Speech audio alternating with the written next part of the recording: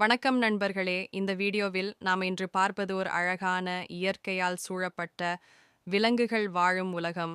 அதுதான் திருவனந்தபுரம் உயிரியல் பூங்கா. இது எங்கு இருக்கிறது? திருவனந்தபுரம் கேரள மாநிலத்தின் தலைநகர். இந்த பூங்கா நகரத்தின் மையத்தில் உள்ள நபியார் மியூசியம் அருகே அமைந்திருக்கிறது. பழமை வாய்ந்த பூங்கா 1857ஆம் ஆண்டு நிறுவப்பட்ட இந்த பூங்கா இந்தியாவில் தொடக்க காலத்தில் உருவான உயிரியல் பூங்காக்களில் ஒன்றாகும். இது இந்தியாவின் முதல் புலி பாதுகாப்பு மையம் எனும் பெருமையையும் பெற்றுள்ளது.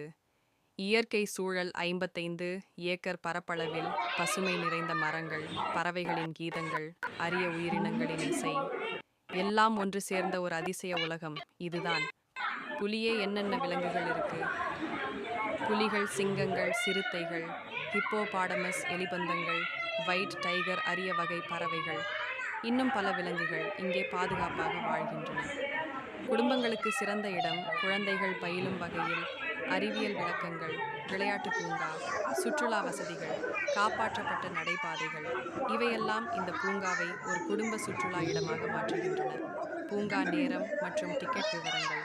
திறந்த நேரம் காலை 9 முதல் மாலை 5 வரை, மூடப்படும் நாள் செவ்வாய்க்கிழமை. டிக்கெட் விலை பெரியவர்கள் ₹30, குழந்தைகள் ₹10. கேமரா சார்ஜ் தனியாக இருக்கும். ஒரு சிறிய குறிப்பு: விலங்குகளை தொல்லை செய்யாமல் அமைதியாக ரசிக்கலாம்.